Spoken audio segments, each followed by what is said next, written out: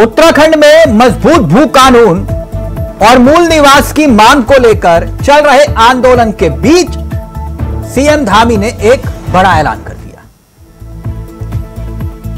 ऐलान यह कि अगले बजट सत्र तक उनकी सरकार सख्त और मजबूत भू कानून लेकर आएगी। सरकार की मंशा जल जंगल जमीन को बचाने की। सरकार राज्य में जमीनों की खरीद फरोख्त और लैंड का मिसयूज रोकने के लिए सख्त कदम उठाने की बात कर रही है। उत्तराखंड के मूल स्वरूप को बचाने के लिए मुख्यमंत्री पुष्कर सिंह धामी ने नए भू कानून लाने का ऐलान कर दिया। उत्तराखंड में अब बाहरी लोगों के लिए एक से ज्यादा जमीन खरीदना आसान नहीं होगा। प्रदेश में जमीन खरीदने के लिए कानून का उल्लंघन जिन लोगों ने किया है उनके खिलाफ भी कार्रवाई की बात की जा रही है। दावा यह कि उनकी जमीन जिन्होंने नियमों के खिलाफ ली है सरकार उसे निहित की जाएगी सरकार से। यानी सरकार भू कानून को लेकर गंभीर ना सिर्फ दिखना चाह रही है बल्कि उस पर अमल भी करना चाह रही है। लेकिन क्या यह इतना आसान होगा? कांग्रेस कह रही है बहुत देर कर दी हुजूर आते आते। पहले रिपोर्ट देखिए और फिर सीधा रुख करेंगे अपने मेहमानों की तरफ। उत्तराखंड में बाहरी राज्यों के लोगों का जमीन खरीदना अब आसान नहीं होगा। मुख्यमंत्री पुष्कर सिंह धामी ने ऐलान किया है कि प्रदेश में जमीन खरीदने के कानून का उल्लंघन जिन लोगों ने किया है उनके खिलाफ कार्रवाई की जाएगी और उनकी जमीन सरकार में निहित की जाएगी। उत्तराखंड के मुख्यमंत्री पुष्कर सिंह धामी ने राज्य के लोगों की चिंता को समझते हुए उन्हें बड़ी राहत दी है। मुख्यमंत्री ने बताया है कि लंबे वक्त से प्रदेश में भू कानून की मांग चल रही है जिस पर सरकार लगातार काम कर रही है। मुख्यमंत्री पुष्कर सिंह धामी ने दावा किया है कि प्रदेश के बाहर के लोग उत्तराखंड में नगर निकाय की सीमा से बाहर 250 वर्ग मीटर जमीन खरीद सकते हैं। लेकिन ये देखा गया है कि कई लोगों ने इस कानून का उल्लंघन किया है जिसके खिलाफ सरकार अब कार्रवाई करने जा रही है। ऐसे लोगों की जमीन सरकार में निहित की जाएगी। मुख्यमंत्री पुष्कर सिंह धामी ने ये भी बताया कि उत्तराखंड के बाहर के लोग एक परिवार से सिर्फ एक ही व्यक्ति 250 वर्ग मीटर जमीन खरीद सकता है जिसका कानून पहले से चल रहा है। लेकिन ऐसे कई मामले सामने आए हैं जहां एक परिवार से कई लोगों ने अलग अलग जगह जमीन खरीदी है। सरकार ऐसे लोगों की जांच कर रही है और उनके खिलाफ कार्रवाई करेगी। सरकार की मंशा है कि उत्तराखंड का मूल स्वरूप बिगड़े नहीं। उत्तराखंड के अंदर एक कानून हमारे यहाँ पर प्रचलित है, उसमें जो नगर निकाय क्षेत्र से बाहर है जिसमें 250 वर्ग मीटर भूमि कोई भी बिना अनुमति के खरीद सकता है। एक ऐसा हमारे यहाँ पहले से इस प्रकार का प्रावधान बना हुआ है, लेकिन इसमें संज्ञान में आया है कि ये कानून बनने के बाद बहुत सारे लोगों ने अपने ही परिवार के अलग अलग नामों से कई सारे भूखंड खरीद लिए हैं जो कि इन प्रावधानों को जिन उद्देश्यों के साथ इसका प्रावधान किया गया था उसके अंतर्गत नहीं आता है। और हम ऐसी सभी ज़मीनें जो इस प्रकार से खरीदी गई हैं उनका हम विवरण तैयार करा रहे हैं और ऐसे लोगों के विरुद्ध सख्त कार्रवाई की जाएगी। विपक्षी दल कांग्रेस मुख्यमंत्री की इस पहल को सरकार की तरफ से किश्तों पर दी जा रही राहत बता रही है। कांग्रेस का तर्क है कि राज्य में बीजेपी सरकार को अगर राहत देनी है तो पूर्व मुख्यमंत्री त्रिवेंद्र सिंह रावत के शासनकाल में हुए शासनादेश को बदलना होगा और अगर सरकार को राज्य के लोगों की जमीनों को बचाना ही है तो फिर हिमाचल से भी सख्त भू कानून लागू उत्तराखंड में करना चाहिए।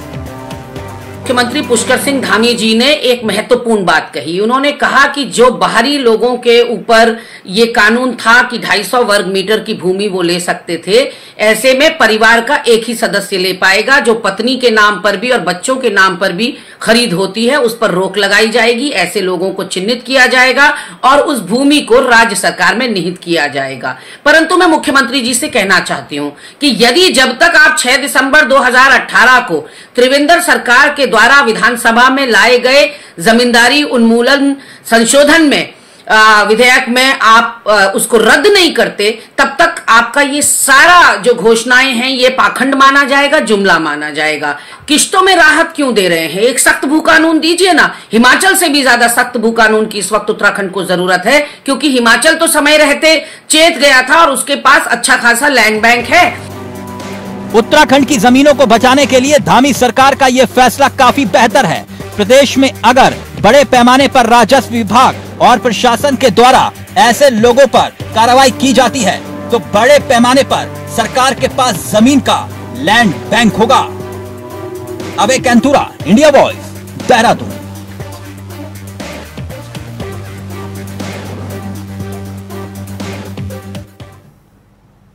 तो भू कानून पर सख्त सीएम धामी। सीधा रुख कर रहे हैं अपने मेहमानों की तरफ। आपको बता दें आज हमारे साथ इस चर्चा में जो मेहमान कार्यक्रम का हिस्सा है वो तीनों आपकी स्क्रीन पर है। राजेश्वर पैनुली जी हैं हमारे साथ, बीजेपी का चेहरा है। कांग्रेस का चेहरा शीशपाल बिष्ट जी है और नीरज कोहली जी हमारे साथ इस कार्यक्रम का हिस्सा बन गए। आप तीनों का बहुत बहुत स्वागत है। सबसे पहले नीरज जी आपसे इस चर्चा की शुरुआत करना चाहूंगा। भू कानून उत्तराखंड की मांग रही है, जल, जंगल और जमीन। जल, जंगल, जमीन, ना जल बचा, ना जंगल, ना जमीन, जिसके मूल भावना उत्तराखंड आंदोलन के दौरान थी। अब जमीनों को बचाने की कोशिश सरकार कर रही है और भू कानून पर सीएम धामी का यह कदम किस नजरिए से देखा जाए? तिलक भाई, पहले तो मेरी एक आपसे अर्ज है, निवेदन है आपसे जी सर, कि मुझे पुनः चाहे मौका मिले ना मिले, लेकिन मेरे को थोड़ी सी अपनी बात रखने का मौका दीजिएगा। अगर आपके पास समय होगा तो दोबारा आइएगा, नहीं तो कोई बात नहीं। मैं चाहूंगा, मैंने चर्चा की शुरुआत आप ही से की इसी वजह से। हाँ। Please sir. मैं मुख्यमंत्री के बयान को इस तरीके से देखता हूं कि कोशिश एक अच्छी हो सकती है, लेकिन अब पछताए हो क्या जब चिड़िया चुग गई खेत। तिलक भाई, 9 नवंबर 2000 को जब ये राज्य बना और 2002 को जो पहली कांग्रेस की निर्वाचित सरकार बनी और ये जो लैंड एक्ट आया हमारे यहाँ, भूमि अधिनियम आया, और जब तिवारी जी पहले लेके आया तो उसका जो स्वरूप था बहुत सशक्त था, बहुत मजबूत था। हाँ। लेकिन लोगों ने उसके खिलाफ काफी प्रोटेस्ट किया, लोग उसके विरोध में उतरे। फिर विजय बहुगुणा जी की अध्यक्षता में तिवारी जी ने एक कमेटी बना दी और 2003 में उसमें संशोधन हो गया। ये उत्तराखंड एक ऐसा राज्य है पूरे देश भर में संभावित, जहां पूरे राज्य पर लैंड एक्ट जो सरकार ने वो कानून बनाया वो लागू ही नहीं होता। ये लैंड एक्ट ऐसा है जो म्युनिसिपल एरियो को, जिला पंचायतों को छोड़ के, नगर पंचायतों को छोड़कर, कैंट बोर्ड को छोड़कर हाँ। बाकी प्रदेश के एरिया में लागू होता है। मतलब ये पूरे हिस्से में लागू ही नहीं होता। मतलब नगर निगम से बाहर जाके आप कोई भी बाहर का व्यक्ति देश दुनिया का यहाँ कितनी भी जमीन खरीद सकता है, जितनी चाहे उतनी खरीद सकता है। सिर्फ प्रतिबंध है एग्रीकल्चरल लैंड लेने का, कि एग्रीकल्चरल लैंड जो है आप एक व्यक्ति बाहर का, मतलब व्यक्ति से मतलब परिवार, वो 250 वर्ग मीटर ले सकता है। पहले ये 500 वर्ग मीटर था, जब खंडूरी जी की सरकार आई थी तो 250 वर्ग मीटर कर दिया गया। नहीं, खुद तो ले भी सकता है, लेकिन अपने परिवार के सदस्यों को भी जमीनें दिलवा दी गई। हाँ, मैं उसी पे आ रहा हूँ जी। हुआ क्या कि ये जो बाहर का व्यक्ति 250 वर्ग मीटर जो ग्रामीण क्षेत्र में लैंड लेता है, उसके लिए कानून में एक व्यवस्था बनाई गई है कि वो विशेष श्रेणी एक गांव का भूमिधरी कहलाएगा। विशेष श्रेणी एक गांव का भूमिधरी कहलाएगा, रेवेन्यू रिकॉर्ड में मेंशन होगा। और परिवार की परिभाषा ये दी गई है, पति पत्नी और आश्रित बच्चे। लोगों ने क्या किया यहाँ पर, जो फीडबैक है हमारे पास, जिस तरह की जो खबरें आ रही हैं कि लोगों ने, पति ने अलग ले लिया, पत्नी ने पहचान छुपा के अलग ले लिया, बच्चों ने अलग ले लिया 250 वर्ग मीटर, जिस पर मुख्यमंत्री जी ने आज जो बात कही है, इस तरह के जब जांच होगी तो बहुत सारे मामले आएंगे। नहीं, मैं वही बात, क्योंकि आपके संज्ञान में भी हो सकता है कई ऐसे मामले हो। और मूलतः मैं सिर्फ देहरादून की ही बात करूं या फिर नैनीताल की बात की जाए, कई ऐसी प्रॉपर्टीज हैं, कई ऐसे जमीनें हैं जहां पर मैं किसी एक मूलतः राज्य को टारगेट नहीं कर रहा, और यह सच है कि दिल्ली वासियों की अधिकांश जमीनें उत्तराखंड में है। नहीं तिलक जी, उसमें दो बातें आगे देखे जी। अगर जांच कराओगे तो उसमें लैंड एक्ट का वायलेशन निकलेगा, जिससे हम चर्चा कर रहे हैं। लेकिन म्युनिसिपल एरिया में, नगर निगम क्षेत्र में, नगर पंचायतों में, कैंट बोर्ड में तो आप कितनी भी ले सकते हो ना। बाहर का आदमी, बॉम्बे का आदमी 100 बीघा जमीन ले ले। और इस कानून को लचीला और बना दिया जब त्रिवेंद्र सरकार थी। त्रिवेंद्र सरकार ने दो काम किए, मतलब पहले कानून जो है हल्का कानून बनाया कांग्रेस की गवर्नमेंट ने, और उसको लचीला कर दिया बीजेपी की गवर्नमेंट ने। त्रिवेंद्र जी की सरकार में दो काम हुए। एक तो पहाड़ों में उद्योग लगाने के एवज में 12.5 एकड़ लैंड की जो सीलिंग एक्ट था उसको खत्म कर दिया। कि आप नहीं, क्या ये प्रैक्टिकल है इतना कि भाई हम जांच करेंगे, जांच करने के बाद एक्शन लिया जाएगा, क्या ये प्रैक्टिकल दिखाई देता है इतना? तिलक भाई, जो लैंड एक्ट का वायलेशन हुआ वो तो सरकार के दायरे में है। जहां तक बात है कि आप कह रहे कि आप भारी लोगों पर रोक लगाओगे, इस तरह से करोगे, वो करोगे, जब तक लैंड एक्ट में अमेंडमेंट नहीं होता, संशोधन नहीं होता, सरकार कुछ नहीं कर सकती। ठीक, बिना अमेंडमेंट के कुछ नहीं कर सकती। मैं आऊंगा सर आपके पास, क्योंकि बहुत महत्वपूर्ण बात आपने कही। कानूनी साहब, सुना आपने नीरज जी जो बात कह रहे बहुत देर कर दी हुजूर आते आते। अब नीरज जी की अपनी एक परसेप्शन है कि बहुत देर कर दी। कभी भी देर नहीं होती है, जब भी आप दुरुस्त आ जाएं, जिस भी टाइम आ जाएं, अच्छा जब भी वक्त अच्छा काम शुरू कर दें तो हमेशा अच्छा ही होता है। अब माननीय मुख्यमंत्री, तो ये कोशिश तो त्रिवेंद्र जी ने भी की थी, तो वो कोशिश क्या थी?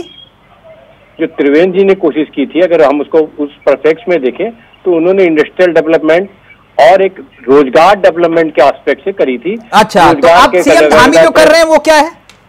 जो सीएम धामी कर रहे हैं वो हमारे जो भूमि कानून, जो रेजिडेंशियल पर्पज की भूमि को मिसयूज कर दे के, दोनों में चीजों का अलग अलग। सर वही तो कह रहे हैं, पहले जमीनें लूट गई, अब आप कह रहे हो कि भैया अब हम बचा लेंगे। तो बचाओगे क्या जब जमीनें लूट गई? तो लूटी कहाँ है अभी ये जमीनें? तो इनको लग रहा होगा सारी जमीनें लूट गई हैं।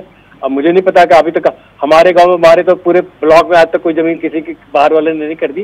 अब इनके यहाँ, अच्छा, मतलब जल जंगल जमीन तीनों बचा हुआ है? हमारे यहाँ तो बचा हुआ है। अभी अच्छा, कहाँ की बातें करते हैं, एक्चुअली परसेप्शन बनाते हैं ना। एक्चुअल डाटा है क्या किसी के पास? एक्चुअल डाटा किसी के पास नहीं है। आपके पास है सर? बनाया जाता है नहीं, हमारे पास भी नहीं है। हम नहीं है, किसी के पास नहीं है, किसी के पास नहीं है। ये नीरज जी ने करना चाह रहे। नीरज जी जल्दी से शिषपाल जी के पास। तिलक जी, इनको पैनोली जी को सरकार गई रेवेन्यू रिकॉर्ड दिखा दीजिए। जब उत्तराखंड बना था तो एग्रीकल्चर लैंड रेट क्या था उत्तराखंड का, और आज 24 वर्षों बाद क्या है। इनको हम नहीं कह रहे, इनको सरकारी डाटा ही दिखा दीजिएगा, ये अपने आप समझ जाएंगे। फिर हम पे सर लैंड जिहाद का जिक्र तो आप खुद ही करते हैं राजेश्वर जी, फिर कह रहे हो कि आप जमीनें बची हुई हैं। लैंड जिहाद का जिक्र तो आप ही करते हैं ना सर उत्तराखंड में। हम लैंड जिहाद के, हम डेमोग्राफिक चेंजेस की बात कर रहे हैं। नहीं तो हुआ ना, ये तो सबके सामने है, किसी से छिपा थोड़ी ना है। अगर कांग्रेस आंखें मीच लेगी, अगर आप भी आंखें मीच लेंगे तो फिर फर्क क्या हुआ? हम लोग आंखें मीच नहीं करने चल रहे हैं, हम तो आंखें खोल के चल रहे हैं। चाहे डेमोग्राफिक चेंजेस पे सरकार एक्ट कर रही है, चाहे धामी जी की सरकार कर रही है, चाहे डीजीपी को बुला के कह रहा है कि कैसे डेमोग्राफिक चेंज हो रहे हैं, कौन से लोग इलीगली तरीके से लैंड पे कब्जा कर रहे हैं। जो हमारे भाई मित्र जी बोल रहे हैं कि जो लैंड रेवेन्यू रिकॉर्ड दिख रहे थे, एग्रीकल्चर लैंड की चीजें, उन दोनों चीजों को मिक्सअप कर रहे हैं। जो land agriculture land non agriculture में कन्वर्ट, तो हमारे अपने लोगों के पास भी तो है वो लैंड। आप ये कैसे कह सकते हो कि बाहरी लोगों के पास है? ओके शिषपाल जी, दोनों चीजों को एक मिनट शिषपाल जी करिए। पहल अच्छी है कि नहीं सरकार की? स्वागत नहीं करेंगे आज? तिलक जी, अगर स्वागत करने की बात होगी तो स्वागत भी करेंगे, लेकिन पहली स्थितियां साफ तो हो कि सरकार करना क्या चाहती है। भाजपा के प्रवक्ता बता तो दिया सरकार ने। नहीं, भाजपा के प्रवक्ता ने अभी भी कहा कि त्रिवेंद्र सरकार में जो भूमि अधिनियम में संशोधन हुए वो भी अच्छे थे, और अब जो धामी जी कह रहे हैं वो भी अच्छा है। तो अच्छा क्या है भाई इस राज्य के हित में, ये पहले तय कर लीजिए। 2018 के बाद जो जमीनों की लूट खसोट हुई, और जो भू कानून के लिए सुभाष कुमार जी की अध्यक्षता में समिति बनी थी, उसकी रिपोर्ट पढ़ लीजिए। उन्होंने कहा कि उसके बाद जो यहाँ जमीन की लूट की छूट दी गई, और जिन संस्थाओं ने पर्वतीय क्षेत्रों में बड़े पैमाने पर जमीनें खरीदी हैं, उनकी रजिस्ट्रियां निरस्त होंगी या नहीं होंगी, ये भी धामी जी किसने खरीदी है जमीन? और ये आप पढ़िए उस रिपोर्ट को, उसमें साफ लिखा है। नहीं, ये तो कह रहे हैं कि हम जांच करेंगे, आपके अंदर तो वो भी हिम्मत नहीं थी कि आप जांच करवा दो। आरएसएस से जुड़ी हुई सारी संस्थाओं ने जमीनें खरीदी है। ठीक, राजेश्वर जी जवाब दीजिए प्लीज जल्दी से। देखने वाली बात होगी और दूसरी बात, घूम फिर के कांग्रेस के साथ एक दिक्कत क्या है, वो कहीं ना कहीं आते हैं संघ के ऊपर आ जाता है कि संघ ने खरीदी है, इसने कोई डाटा कुमार जी के डाटा होते हैं, फैक्चुअल कोशिश करते हैं, जमीन पे आते हैं, अधिकतर कहीं ना कहीं और रिपोर्ट के आने के बाद मुझे लगता है उसमें सिफारिश थी कि डीएम की शक्तियों को सीमित किया जाए, वो अपने मनमाने तरीके से अनुमतियां ना दे। तो वो क्या था उस रिपोर्ट में? और अब आप किस जमीन को बचाने की बात कर रहे हैं? जमीन बची कहाँ है भाई? जमीनें कहीं बची भी नहीं है। असल स्थिति ये है कि आप पूरे चारधाम यात्रा रूट पर जाइए, जो बड़े बड़े होटल, बड़े बड़े संस्थान आपको राज्य से बाहर के लोगों के मिलेंगे। राज्य के लोग तो वहां पर केवल जो है मेहनत मजदूरी करने का काम कर रहे हैं। राजेश्वर, देश कीमती जमीनें हैं वो सब एनसीआर के लोगों की है। तो इस पर देखिए, अब एनसीआर के लोगों की है, एनसीआर के लोगों में क्या उत्तराखंड के लोग नहीं है? मैं तो अपने कई ऐसे मित्रों को जानता हूँ जो कभी यहाँ रहते थे और वहाँ जाके रहते हैं, वहाँ जाके डेवलपमेंट में, स्टेट के डेवलपमेंट, क्या वो वहाँ के रेजिडेंट नहीं है? क्या या वहाँ के मूल निवासी नहीं है? क्या उनको होटल बनाने का अधिकार नहीं है? आप ये कैसे कह सकते हो कि एनसीआर के और नॉन एनसीआर? आप उनकी बात करो जो आपके यहाँ के मूल निवासी नहीं है, आप उनकी बात करो जो नहीं,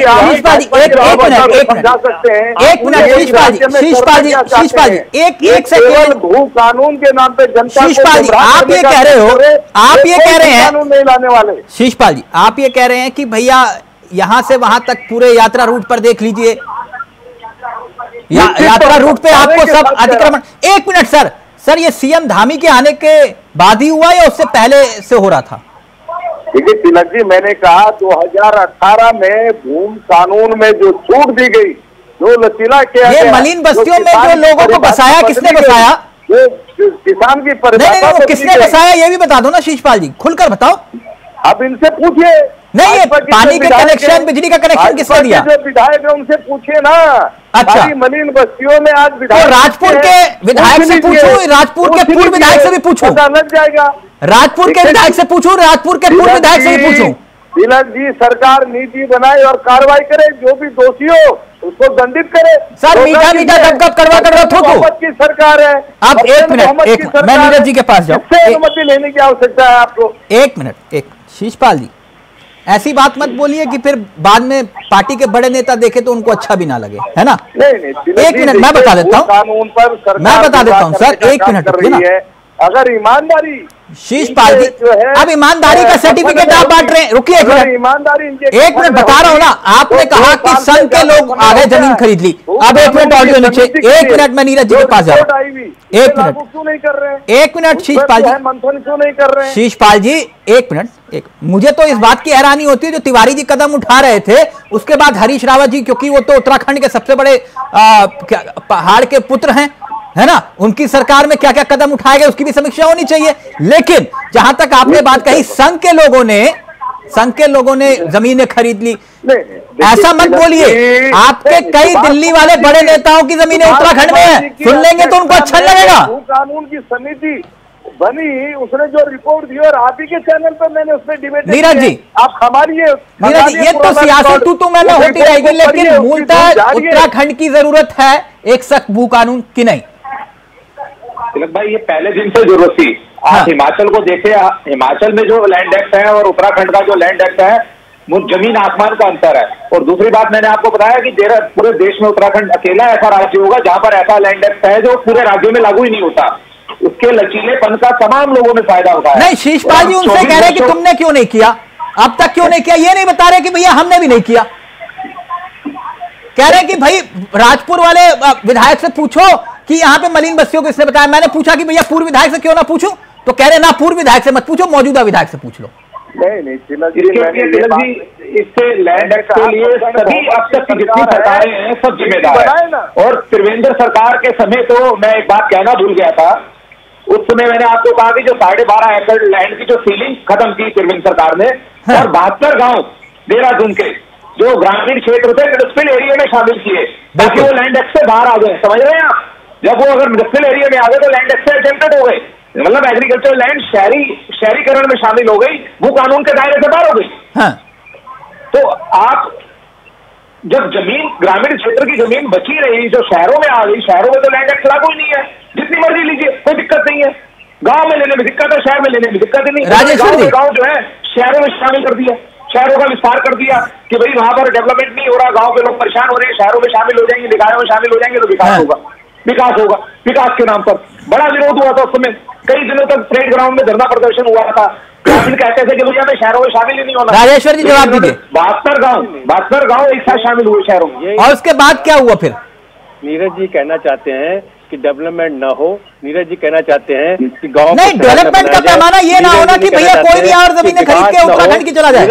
देखिए बात ये नहीं कि उत्तराखंड की, देखिए दोनों चीजों को आप बार बार हिमाचल का रेफरेंस न दे तो शायद ज्यादा अच्छा है। हमें उत्तराखंड में उत्तराखंड वाले आप बता दीजिए, किसी और अच्छे राज्य आप बात बता दीजिए, फिर आप बात अच्छा होता है का एग्जाम्पल देता है ना आदमी। पहाड़ी राज्य हमारा पड़ोसी राज्य है, आप कश्मीर की बात नहीं देंगे उसका एग्जाम्पल। हमें एक बात, हमें अपने उत्तराखंड का एग्जाम्पल दे पूरे देश में, उत्तराखंड के लिए क्या बेस्ट है वो करने की बात कीजिए, और जो दिए हुए उसमें संसाधनों में और दिए हुए तरीकों में क्या चीज बेस्ट पॉसिबल है उसकी बात कीजिए।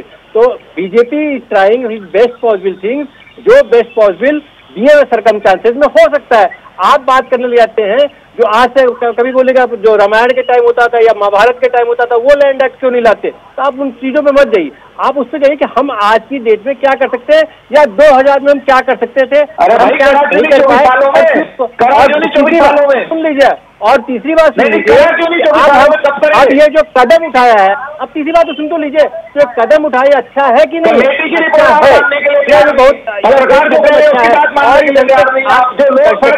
उसकी बात मानने के लिए तैयार नहीं, फैक्ट के साथ तथ्यों के साथ आपके सामने चीजें रखी जा रही है, आप मानने के लिए तैयार नहीं। आप फैक्ट कहाँ आपके पास, फैक्ट आप बता रहे वो रिपोर्ट देख लो, वो रिपोर्ट देख लो, वो रिपोर्ट देख लो, शीशपाल जी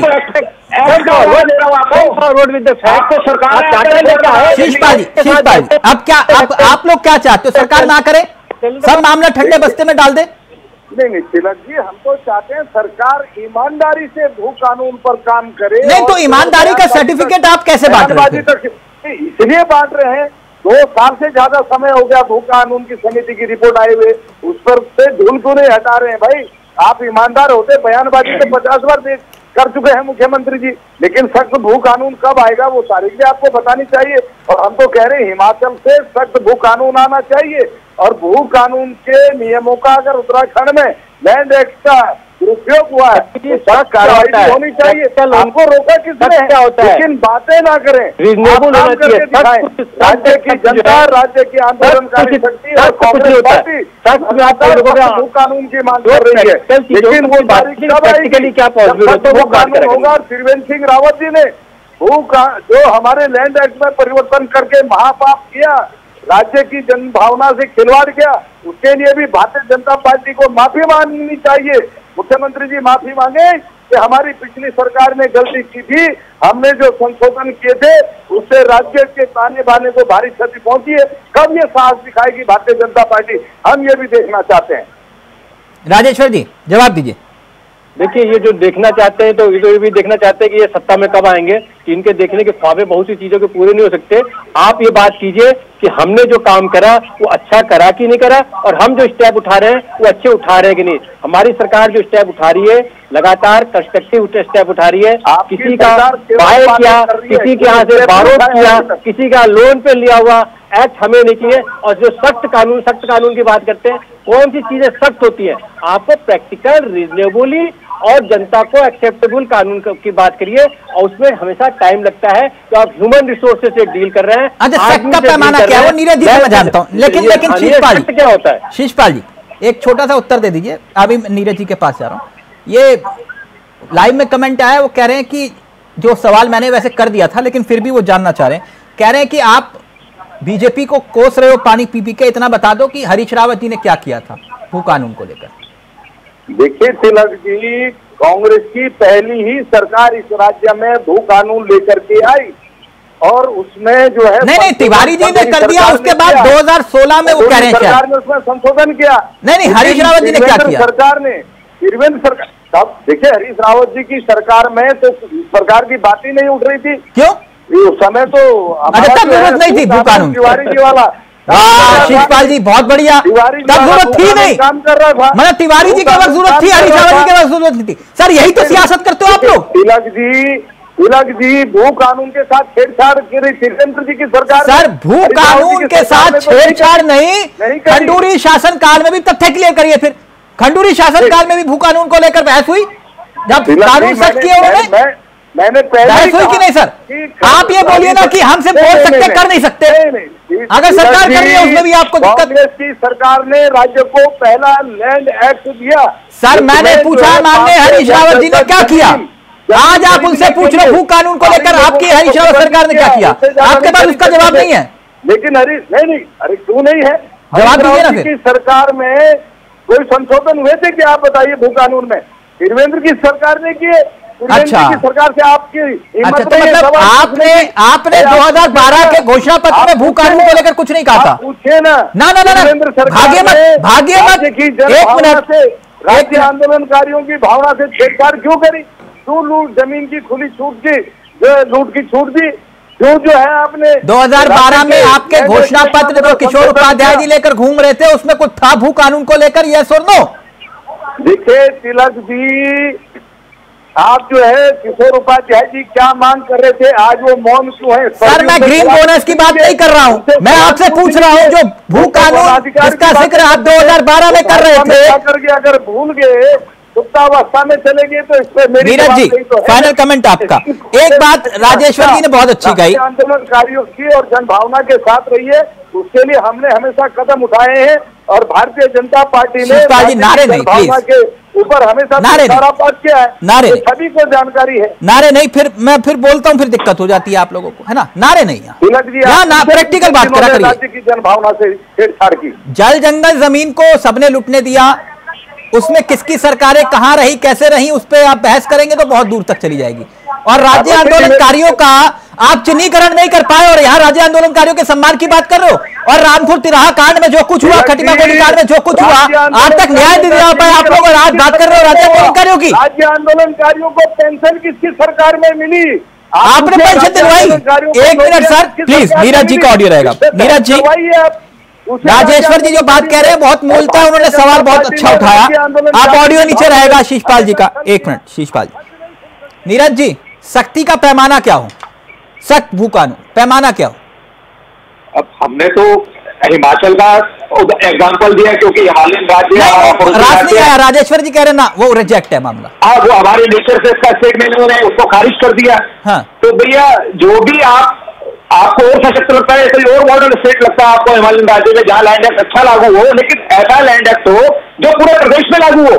ये चैलेंज के बाद उत्तराखंड अकेला राज्य होगा जब पूरे देश में, पूरे उत्तराखंड पे लैंड एक्ट लागू ही नहीं होता। हाँ। ऐसा लैंड एक्ट नहीं चाहिए हमारे को, लैंड एक्ट सशक्त होना चाहिए।